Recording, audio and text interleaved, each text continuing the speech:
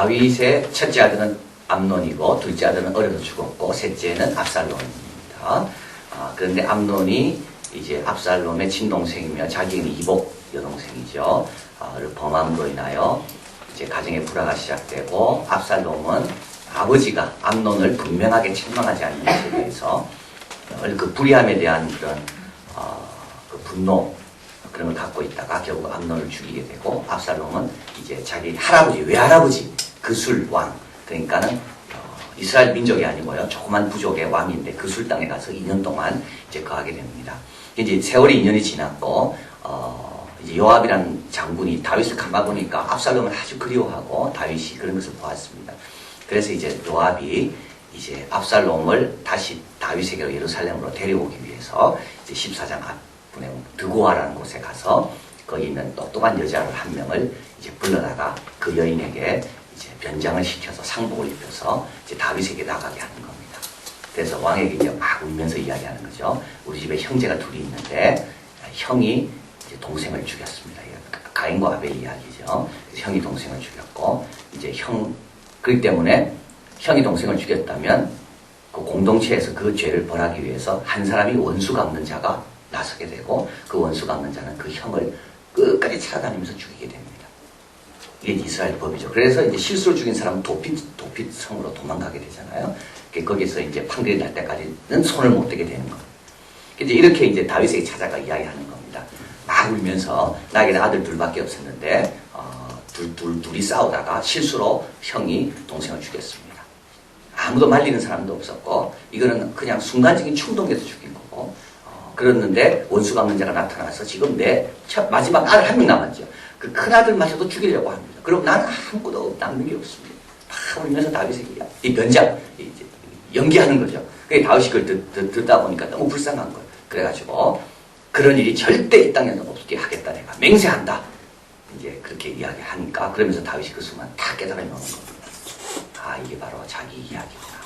그래서 이제 다윗이 14장 한번 가볼까요? 14장 18절에 왕이 그 여인에게 대답하여 이르되 내가 내게 묻는 것을 숨기지 말라. 왕이 그 여인에게 이야기합니다. 딱 눈치챈 거죠. 여인이 가로되 내 주의 말씀하옵소서. 19절에 왕이 가로되 이 모든 일에 요압이 너와 함께 하였느냐. 여인이 대답하되 가로되. 그래서 요압이 그 말을 넣어준 겁니다. 그래서 이제 요압은 다윗에게 이 여인을 통해서 다윗이 이제 압살롬을 데려올 수 있도록 그 좀 뭔가 좀 다윗에게 그런 자극을 주기 위해서 이제 요압이 이걸 꾸민 겁니다. 그런데 사실 요압이 이걸 꾸민 이유는 다윗을 위한 것도 아니고 나라를 위한 것도 아니고 자기를 위해서입니다. 정치적으로 계산하는 사람은 항상 중심에 자기가 있습니다. 뭘 계산하는가 하면 다윗은 나이가 늙었고요. 첫째 아들 죽었잖아요. 그리고 둘째는 의미 없고 이제 셋째는 압살롬인데 아까도 나중에 살펴보시면 압살롬은 백성들로부터 크게 칭찬받는 사람. 그러니까 백성들이 계속 수군수군거리는 거예요. 다윗 후계자가 누구냐? 빨리 다윗 후계자가 정해져야 되는데 그래서 영국도 보면 역사에 보면 여왕들이 나타나잖아요. 근데 여왕들이 제일 고민했던 게 그겁니다. 이 여왕의 후계자가 누구냐? 이게 제일 큰 고민인 겁니다. 그래서 빨리 결혼을 해야 되고 결혼을 시키려고 그랬고 그래서 이 국가 국민들은 항상 격정하는 것이 왕은 일단 됐고 그리고 왕의 자식이 있다면 그 다음 후계자가 보이는데 그게 정해지면 그 다음 저 사람이 후계자구나 그걸 아는데 다윗 같은 경우에는 첫째 아들은 죽었고 셋째 아들은 도망가 있고 그 후계자가 누군가 이제 그거 나라가 이제 어수선한 겁니다. 그런데 이제 요압이 딱 보니까 이때 자기가 이제 할 역할이 있는 거죠. 그래서 요압이 압살롬을 데리고 와서 이제 압살롬은 셋째고 다윗 좋아하니까 다윗이 압살롬을 왕 세우면 자기가 어떻게 됩니까 나중에 다윗 때도 큰 역할 큰 권세 잡고 압살롬 때도 큰 권세 잡을 수 있고 그래서 이제 압살롬이 계산을 딱 해보니까 요때가 자기에게 주어진 기회다. 그래가지고 이제 요압이 압살롬을 데려오는데 이제 이 음모를 꾸미는 겁니다.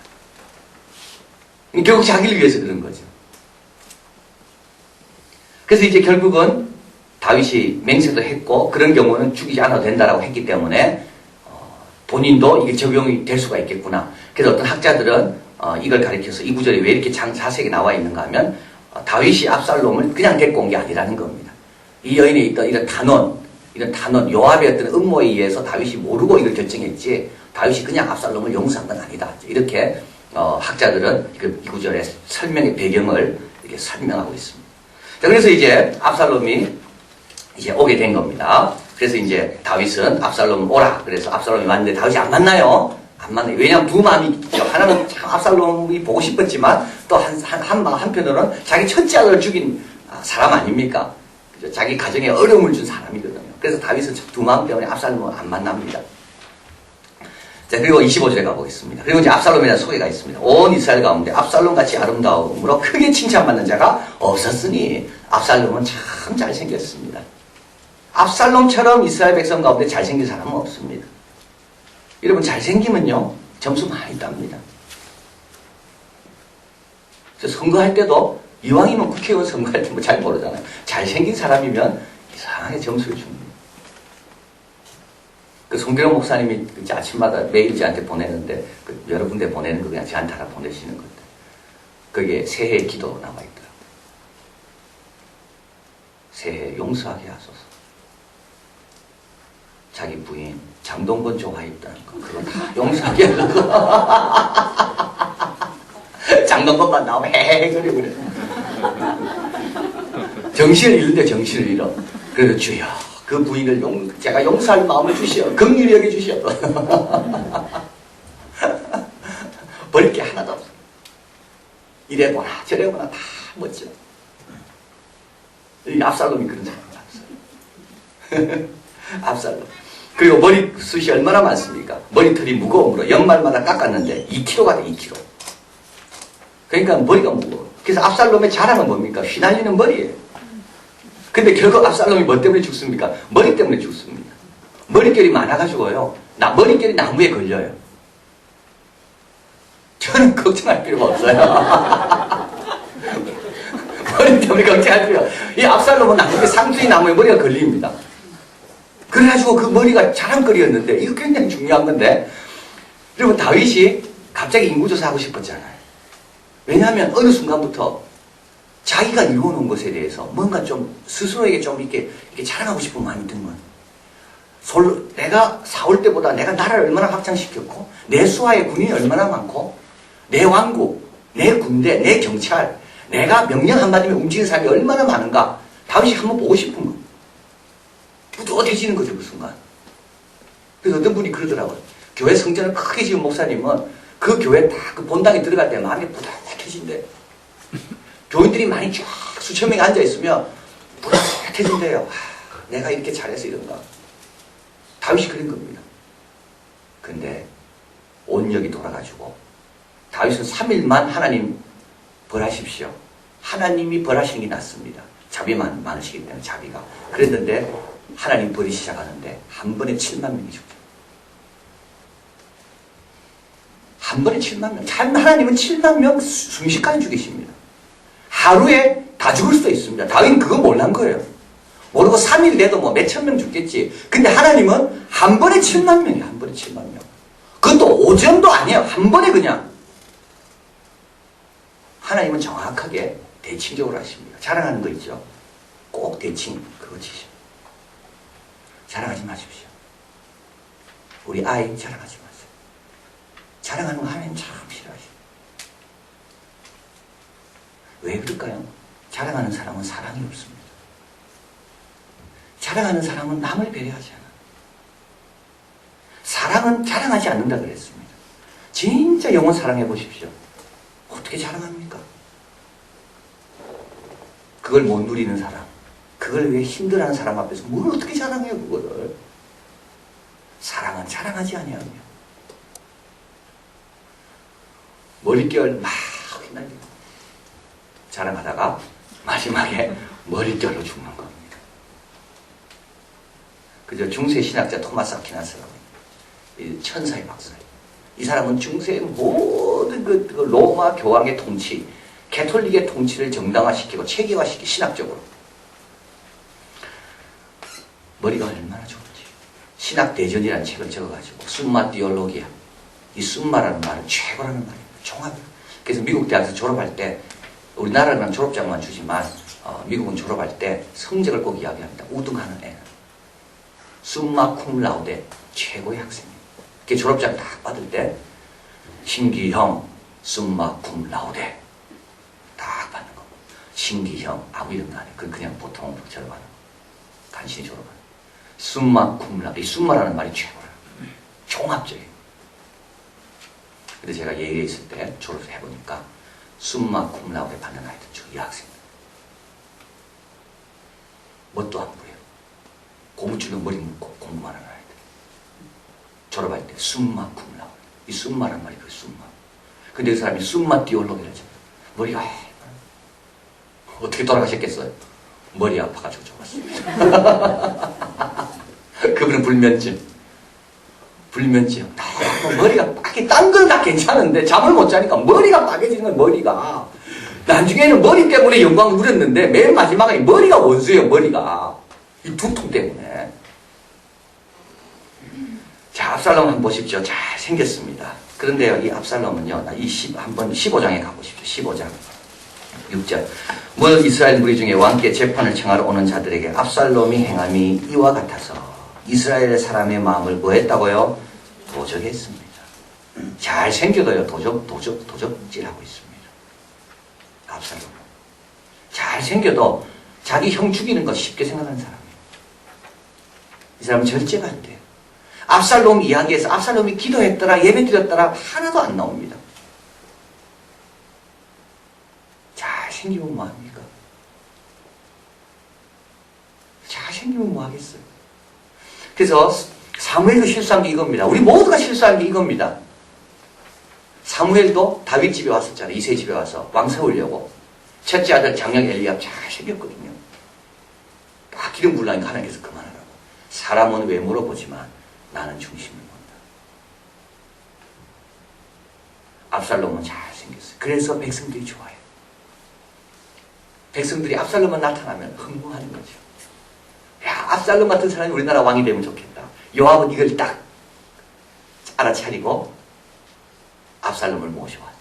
그러나 실제로 압살롬은 예배도 기도도 인내도 절제도 사랑도 없는 사람. 자, 그래서 이제 압살롬이 왔는데 다윗은 28절입니다. 압살롬이 이때 동안 예루살렘에 있으니 왕의 얼굴을 보지 못합니다. 그래서 이제 보지 못하고요. 압살롬이 견디다 못해서 요압의 집에 불을 지르고 근처에다가 그래서 요압에게 강하게 이야기해서 다윗을 만나지만 다윗이 인사만 하고 돌아갑니다. 15장 가보겠습니다. 이후에 압살롬이 자기를 위하여 병거와 말들을 준비하고 전배 50명을 세워서 이제 반역을 꾸미기 시작하는 겁니다. 그래서 이제 3년 그술 땅에 가 있었고요. 여기 와서 2년 있었고 2년 만에 다윗을 만나고 그리고 다윗의 아버지와 입맞춤을 해보니까 아버지의 마음이 아닌 걸 알았습니다. 자기에게 왕 죽으려는 마음이 없는 걸 알았어요. 다윗이. 예전 같지 않다는 걸 알았어요. 그래서 다윗 압살롬은 안 되겠다. 그래서 이제 백성들의 마음을 도적질해가고 다윗을 쫓아내고 이제 자기가 이제 왕이 되고 이제 그런 반역을 이제 꾸미게 됩니다. 자, 그런데 이제 3번은 이제 이게 참 중요한데요. 자, 다윗 한번 보십시오. 다윗은 우리아의 아내 바세바를 보냈을 때는 누구의 충고를 듣죠? 그때는 나단 선지자의 충고를 듣습니다. 근데 12장에 보면 하나님께서 나단을 보냈다는 말이 분명히 나와 있습니다. 근데 이번에는 누구의 충고를 듣나요? 요압의 충고를 듣습니다. 그러니까 두 충고를 듣고 결과는 완전히 다르다는 겁니다. 하나님 보낸 자의 충고를 듣고 움직일 때 다윗은 죄를 범했지만 솔로몬이라는 여디디아라는 하나님의 사랑의 자녀를 선물로 받습니다. 그러나 요압이 계산적이고 이해타산적인 이 사람의 충고를 들을 때 그래서 압살롬을 데려왔지요. 다윗이. 그때는 어떻게 됩니까? 왕국이 다 엉망으로 되는 겁니다. 그러니까 사람의 방향이라는 게 누구의 말을 듣고 움직이냐에 따라서 전혀 똑같은 사람 다윗입니다. 다 다릅니다. 근데 왜 다윗이 요압의 충고를 들었을까요? 이게 중요하죠. 다윗도 계산하고 있었기 때문에 그렇지. 다윗도 정치적으로 문제를 풀려고 그랬습니다. 이전에는 다윗이 그러지 않았습니다. 그런데 다윗이요. 나라가 커지니까 어떻게 됩니까? 개척자, 비전 있는 사람으로부터 관리자로 변하는 겁니다. 자, 이게 무서운 겁니다. 뭐 없을 때는요, 도전하고 꿈꾸고 싸웁니다. 그러나 뭐가 생기기 시작하면 그때부터 사람이요, 두려움 가운데 있게 이거 잃어버리면 어떻게 될까? 굉장히 조심스러워집니다. 조심스러워지면 뭐가 될까요? 믿음으로 일어납니다. 조심스러우면 항상 관리자가 되기 시작하면 그 다음부터는 믿음으로 도전하고 큰 걸 위해 기도하기보다는 이거 있는 걸 어떻게 합리적으로 계획적으로 인간적으로 잘 관리해가지고 손실이 안 날까. 그래서 요압 같은 사람이 말 듣는 거예요. 우리 아이들 가운데 공부 못하는 좀 공부가 안 되는 아이들 있죠. 공부가 안 되는 은사가 없는 그런 아이들은 주님께 잘 맡깁니다. 부모님 믿음으로 네 마음대로 나가라. 공부 잘하죠. 그럼요. 성적 내려갈까 얼마나 관리하는지 회개해야 됩니다. 우리 이한교도 마찬가지. 우리가 뭐 건물도 없고 차도 없고 그러니까 절개헌금 다 딴 데 보낼 수 있지. 그 다음부터 관리할 거 생각해보고 관리할 게 생기기 시작하면 그 다음부터 어떻게 해요? 믿음으로 못 나갑니다. 뭐 하려면 이거 관리비 나가야 되는데 뭐 하려면 아니 버스 기사 이거 월급 줘야 되는데 뭐 하려면 이거 해야 되는데 그래서 사람이 개척자에서 관리자로 다윗이 변한 겁니다. 나라가 커지니까. 그러니까 다윗이 과감하게 못 사는 거예요. 믿음으로 도전 못하는 거예요. 왜냐하면 이 큰 거 흔들릴까 봐. 이 이룬다고 고생했는데 이 이룬 거 다 무너질까 봐. 이게 이제부터는 이 관리하기 보통 일이 아닌 겁니다. 그러니까 누구 말 듣습니까? 계산적이고 인간적인 요압의 말을 듣는 겁니다. 자, 그런데 하나님께서 다윗을 사랑하십니다. 그래서 다윗이 이제 나라를 뺏기게 되고요. 그 다음 어떻게 되죠? 손으로 눈을 가리게 되고 맨발로 예루살렘 성에서 쫓겨나가게 됩니다. 여러분, 근데 그러면서 다윗이 뭘 회복합니까? 야성을 회복하는 것. 있는 거 사라지면서부터 다윗은 옛날로 돌아가는 거예요. 관리자가 될 때는 뭐밖에 안 보입니까? 관리해야 될 것밖에 안 보여요. 관리해야 될 것밖에. 그러나 관리할 게 없어지면서부터 뭐가 보입니까? 이 모든 것을 창조하신 하나님이 보이기 시작하는 겁니다. 자, 그래서 우리 뒤편에 보면 시편 나와 있죠. 여러분, 그 보면 시편 3편 제목이 있습니다. 다윗이 그 아들 압살롬을 피할 때 지은 시입니다. 같이 있습니다. 여호와여 나의 대적이 어찌 그리 많은지요. 일어나 나를 치는 자가 많소이다. 많은 사람이 있어 나를 가리켜 말하기를 저는 하나님께 도움을 얻지 못한다 하나이다. 여호와여 주는 나의 방패. 이제 이게 나오는 겁니다. 아무것도 없으니까. 요전에는 뭐가 나의 방패였습니까? 군사들이 나의 방패였습니다. 그런데 이제 다윗이 다 쫓겨났어요. 압살롬에게 다 넘어갔습니다. 그러면서 다윗이 뭘 이제 회복합니까? 내 방패는 군사가 아니고 여호와 하나님이라는 것을 다윗이 여기서 다시 회복합니다. 하나님은 나의 영광이요. 내 머리를 드시는 자는 하나님밖에 없습니다. 그 다음 또 읽습니다. 내가 나의 목소리로 여호와께 부르짖으니 그 성산에서 응답하시는도다. 내가 누워 자고 깨었으니 여호와께서 나를 붙드심이로다. 천만이 나를 둘러치라 해도 나는 두려워 아니하리이다. 여호와여 일어나소서. 나의 하나님이여 나를 구원하소서. 나의 모든 원수의 뺨을 치시며 악인의 일을 꺾으셨나이다. 구원은 여호와께 있사오니 주의 복을 주의 백성에게 내리소서. 이게 언제 지은 겁니까? 압살롬을 피할 때입니다. 다 잃어버리니까 그 다음부터 다시 다윗이 옛날에 가졌던 야성, 아무것도 없을 때 광야에서 하나님과 단둘이서 있을 때만 가졌던 그 믿음을 여기서 회복하는. 근데 여러분 놀라운 거는 이게 회복된 게 어떻게 됩니까? 압살롬을 지도할 수가 있게 된 겁니다. 그전에는 압살롬을 감당을 못해요. 그전에는 다윗은 압살롬을 어떻게 할 수가 없어요. 왜냐하면 그 왕국과 나라와 백성들이 압살롬 좋아한다는 거 알기 때문에 그거 눈치 봐야 되기 때문에 압살롬을 제대로 다쓸 수가 없어요. 관리자가 되면 일 제대로 못하는 거예요. 그러나 천만인이 둘러치더라도 우리 하나님이 나를 도우신다는 그 믿음이 회복되니까 그 다음에 어떻게 돼요? 압살롬을 다스릴 수 있게 됩니다. 그래서 다윗이 싸우러 갈 때 압살롬과 자기 신하들에게 부탁합니다. 압살롬을 죽이지 마라. 왜냐하면 이제 알은 겁니다. 내가 압살롬을 해줄 것을 무엇인지 이제 알은 거. 근데 압살롬이 죽죠. 요압에 의해서. 그래서 다윗이 울부짖습니다. 내 아들 압살롬아, 내 아들 압살롬아. 너무 늦은 것. 발견했지만 너무 늦은 것. 광야에 가면서 다윗이 옛날의 믿음을 회복했어. 근데 와보니까 압살롬은 죽은 거예요. 자, 그래서 우리도 압살롬 같은 사람을 어떻게 다뤄야 되는가? 어떻게 관리자 가지고는 절대 못 다룹니다. 관리자의 어떤 그런 유형, 또 성향, 관리자의 영성 가지고는 절대 못 다뤄요. 광야의 영성. 자, 그래서 결론에 보면 압살롬 같은 자를 대하기 위해서는 하나님이 보내신 자를 찾는 겁니다. 요압이 왔을 때 다윗은 물었어야 돼요. 이분이 하나님으로부터 온 자입니까? 나단 선지자를 하나님께서 보내신 것처럼 요압에 의해서 이 여인이 왔을 때 다윗은 물었어야 되는 거예요. 요압이 하나님께 기도하고 일을 하는 건가? 그래서 여러분 누가 다른 사람이 나한테 뭐 충고해 주잖아요. 뭐 이렇게 조언해 주잖아요. 그럼 이렇게 물어보십시오. 당신 몇 번 기도하고 나에게 이야기합니까? 당신 수요일날 교회 다닙니까? 수요일날. 당신 새벽에 교회 가서 기도하는 분입니까? 그것도 안 하는 분이 무슨 나한테 와서 충고하고 이야기합니까? 그렇죠. 딴 거 확인할 필요 없이 누가 나한테 와가지고 애는 이렇게 키워야 됩니다. 저렇게 이렇게 이야기하잖아요. 그럼 저 기도 얼마 하십니까? 새벽에 나오십니까? 안 나오면요, 여러분 좀 조심하십시오. 요압 같은 겁니다. 계산적이고 정치적이고. 아니 본인이 기도를 안 하면서 그죠? 뭐 어떻게 나한테 이야기해 줄 수 있습니까?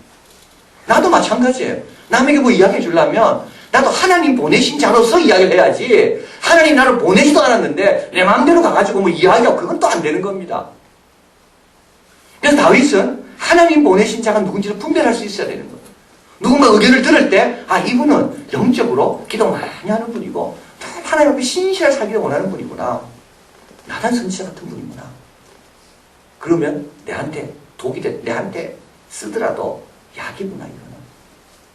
그러나 그렇지 않으면 다윗의 마음을 알았다고 요압이 도와주지만 그 도움 받아가지고는 더 큰일로 계속 발전하는 거예요. 자, 그리고 또 칭찬과 아침에 넘어가지 않습니다. 여러분 본문에 한번 가보겠습니다. 다윗이 여기 본문에 보면요 14장 가보겠습니다.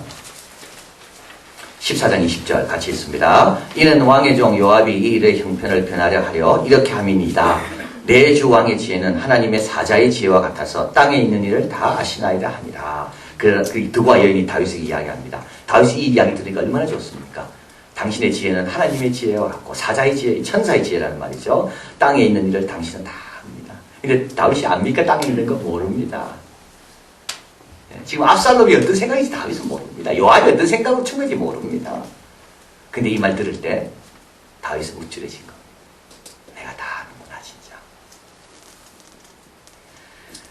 그래서 아첨 칭찬에 넘어가면 안 된다. 그리고 지금만 보지 말고 장래를 봐야 되고, 그리고 나라 사람 이런 걸 의지하면요 약해집니다. 여러분 의지하면 약해집니다. 나라와 사람을 의지하잖아요. 뭐 의지할 것을 하나님 말고 다른 데 두기 시작하면 사람은 약해집니다. 이 야성이 죽게 되고 그 다음부터 어떻게 됩니까? 그 시키는 대로 하게 됩니다. 그래서 관리자라는 것은 뭐냐면 관리자라는 것은 종입니다. 돈 관리하기 시작하잖아요. 돈의 종이에요. 딱 맞습니다. 내가 관리한다 하지만 실제로 관리하는 게 아니라 난 종이에요, 종. 내 마음대로 못 써요, 내 마음대로.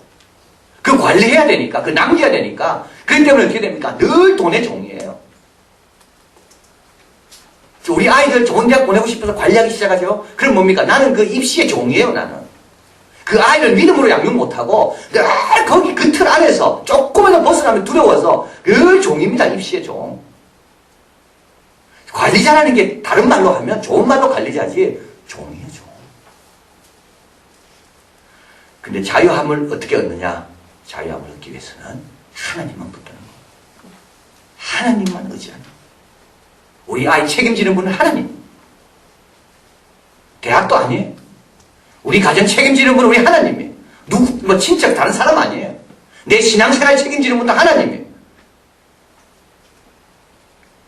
오늘 우리 비전 트립 아이들 새벽에 이제 떠났잖아요, 아침에. 고3들이. 어렵습니다. 결단하고 가는 아이. 쉽지 않아. 부모님 쉽지 않아. 어떤 애들은 가라 해도 안 가는 애들이 있어, 또. 그건 부모님은 훌륭하신 거예요. 나중에 갈 거예요. 사도 바울처럼 담의 세계에서 꼬꾸라질 거예요. 그러고 나서 회개하면서 더욱 놀랐겠습니다. 괜찮아요. 부모가 양보하면 안 돼. 부모는 끝까지. 그래도 말 안 듣는 애들은 어떻게 하겠어?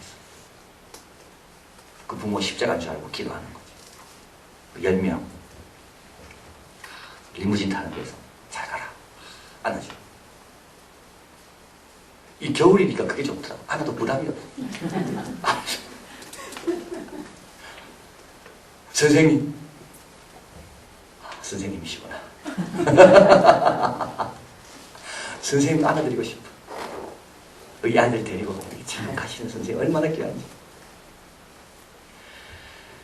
이건요, 세상에 대해서 우리가 반격을 가하는 겁니다. 너가 세상 고3이라고 했겠지. 우리는 간다. 우리는 하나님의 종이지 입시의 종이야. 그래서 우리 그러면 압살롬 얻을 수 있습니다. 근데 그렇지 않으면 압살롬 같은 사람은 우리가 못 봤어요. 그래서 다윗은 너무 늦게 깨달은 거.